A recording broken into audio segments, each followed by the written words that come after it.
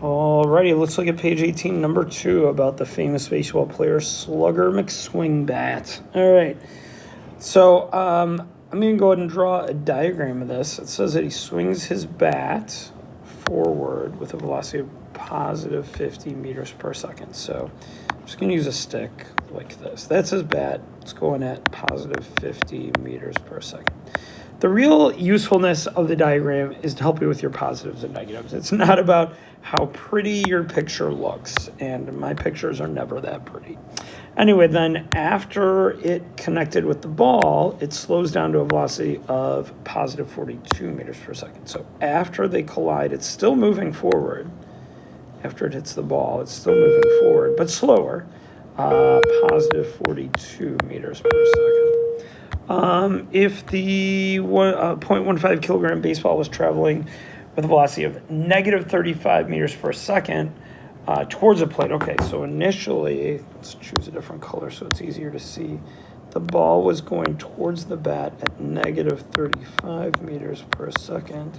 What is the velocity of the baseball after it's been hit? I'm going to assume that the ball is going to the right. And so that's our question mark. So, we can see our positives and negatives. So the bat has got positive velocity before and after the collision. The ball has got negative velocity before the collision, and I think it's going to have positive velocity after the collision. But that's what our calculation will show us. So now is where we need to think about what equation to use. And one of the things I want to talk about is when we use this equation versus, like, say, this equation. And in this problem, we're going to use that equation. And the way I know is a couple things. First of all, we've got the bat and the ball before they collide and the bat and the ball after they collide. And so we've got kind of like two objects, M1 and M2, and then before and M1 and M2 after. I think the thing that's the biggest giveaway that we don't use the equation on the left is that there's nothing about force. I think that's really the main way to determine if we are or are not using this equation. There's no mention of force in here, and therefore we're not using that equation. All right, so let's go ahead and try and solve this problem using the equation on the right. So we're going to go like so.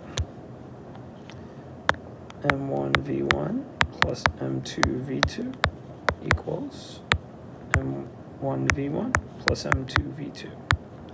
Now let's remember that what this really represents is that the momentum total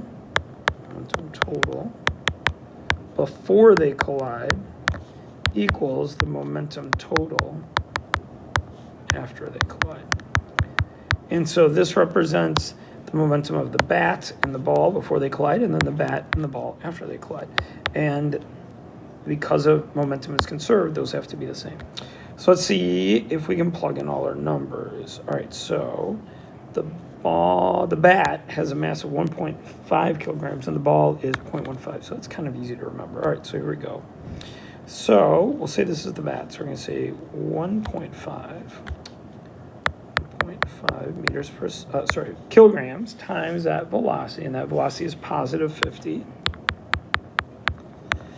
plus the ball, which the mass is 0.15, times its velocity, which is negative 35.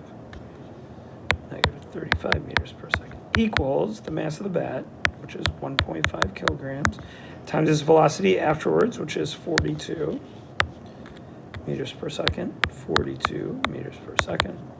And then plus the mass of the ball, 0.15, times its final velocity, which is what we're trying to solve for. All right. So let's go ahead and continue solving. As we always say, the key here now is that we've got one equation and one unknown. With one equation, one unknown, we can solve. So let's do so. Multiply these two together, and we get 75. Multiply these two together, we get negative 5.25. Multiply these two together, and we get 63. Then we're not going to multiply these together because that's what we're solving for, 0.15 times v.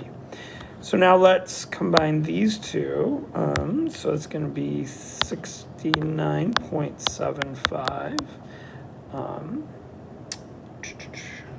Yeah. Equals 63 plus 0.15 V. Then we're going to subtract the 63 to the other side. So 69.75 minus 63 is 6.75. So 6.75 equals 0.15 times V. Then we'll divide both sides by 0.15, divide by 0.15, divided by 0.15, and we'll have our velocity. And when we do that division, it turns out our velocity is 45. So the velocity is 45 meters per second. Positive. So we were right. It does go to the right with a positive velocity of 45 meters per second. All righty. Thank you for watching. Correct anything that you made mistakes on.